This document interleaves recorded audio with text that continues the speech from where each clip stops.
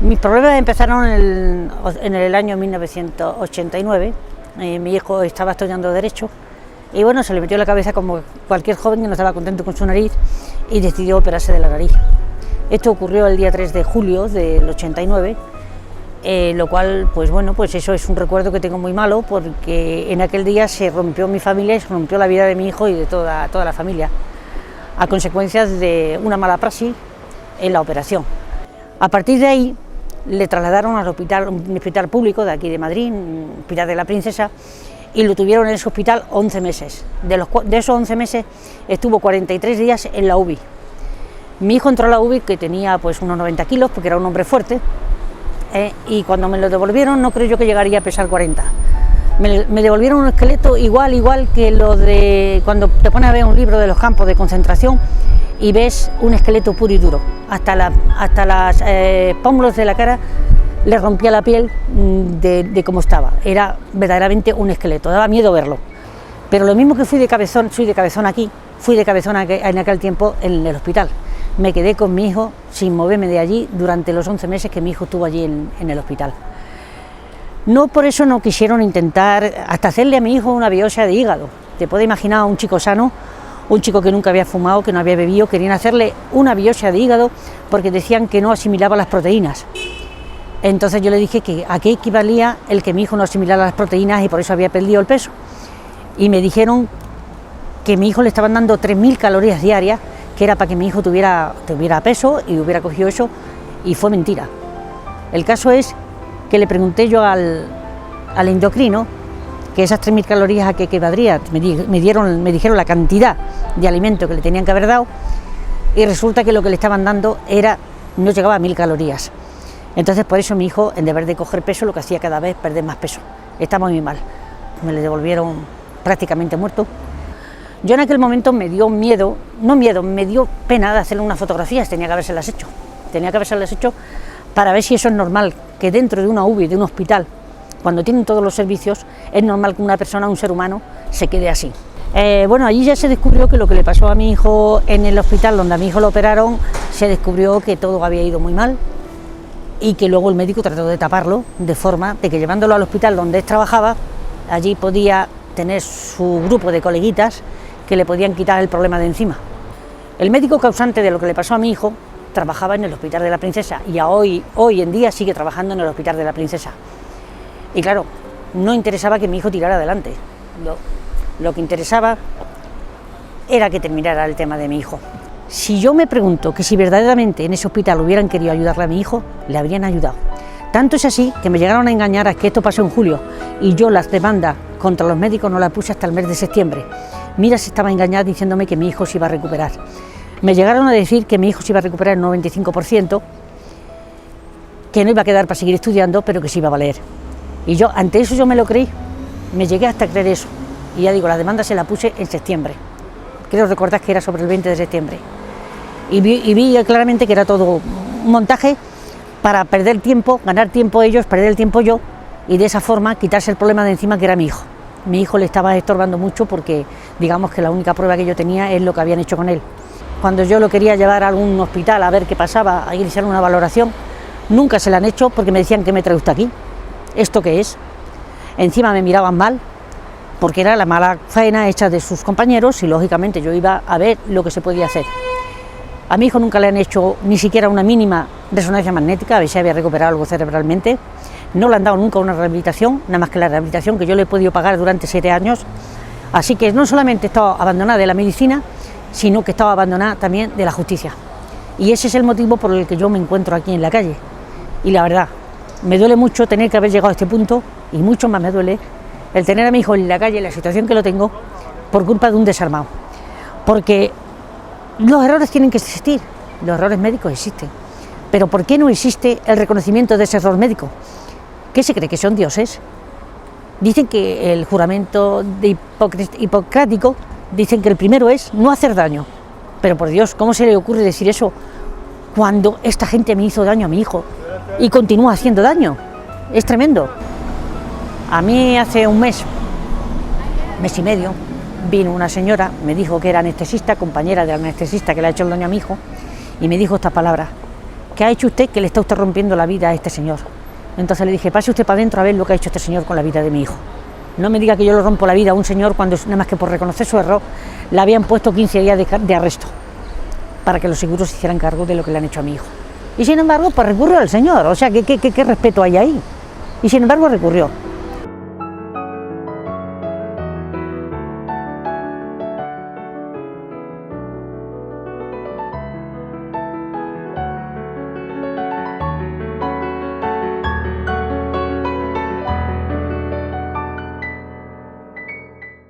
A mí me da pena estar en la calle. He tirado mi vida te metes en el ordenador y hay montones de páginas del tema de mi hijo. Y son muy dolorosas lo que hay. Pero aún en eso tengo que ver que en el ordenador ahora mismo han colgado un email anónimo, diciendo que las cosas habituales que se hacían normalmente, esto lo digo presuntamente, en Nuestra Señora de América, donde se operó mi hijo, había solamente un anestesista para todos los quirófanos, solamente uno. Los demás eran estudiantes o gente comercial de los aparatos quirúrgicos, o sea, que no eran ni profesionales. Eso es un anónimo que me han colgado el día, ahora este mes, me parece que ha sido el día 24 de octubre, lo cual el don Luis Bertelli mandó una carta al Supremo diciendo de ese anónimo, y lo cual el Supremo ha dado orden para que se busque a la persona que ha colgado el email, porque daba muchos detalles que eso solamente lo podía saber una persona que estaba dentro del hospital.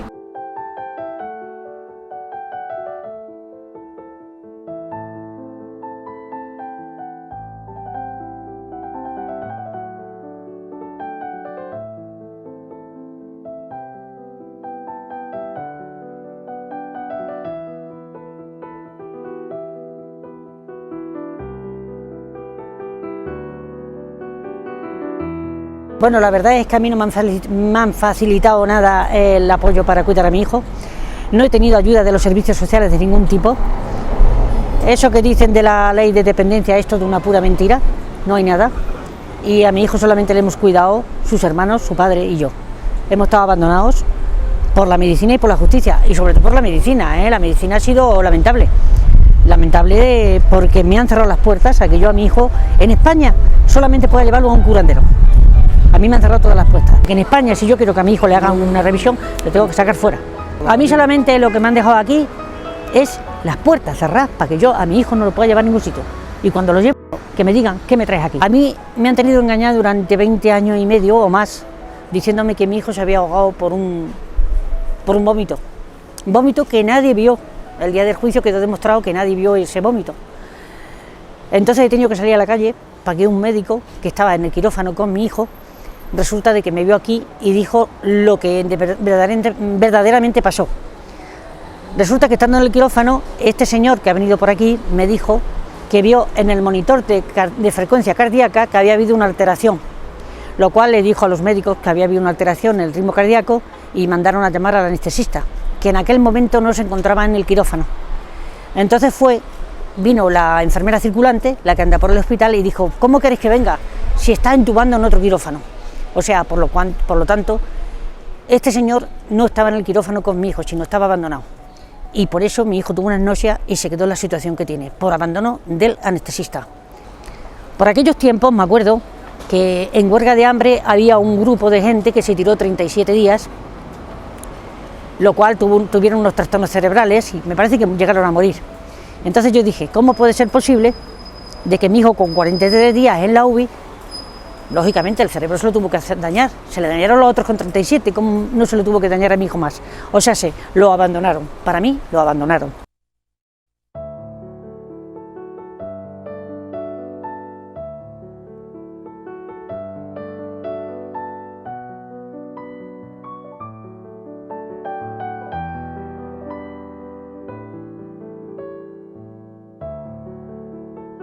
Y yo me pregunto, ¿qué les podría pasar a esta gente si les pasara a un hijo suyo?